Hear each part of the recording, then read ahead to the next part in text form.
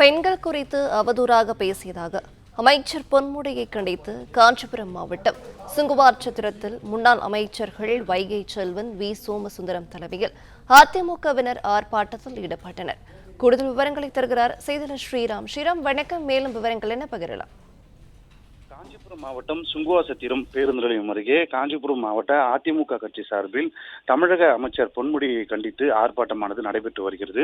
இதில் கடந்த சில தினங்களாகவே அமைச்சர் பொன்முடி அவர்கள் பெண்களை பற்றி அவதூறாகவும் அதே போன்று இந்து மதத்தை குறித்து அவதூறாகவும் பேசி வருவதாக கண்டித்து தொடர்ந்து போராட்டத்தில் தமிழகம் முழுவதும் ஈடுபட்டு வந்த நிலையில் தற்போது காஞ்சிபுரம் மாவட்டத்தில் ஆர்ப்பாட்டம் நடைபெற்று வருகிறது.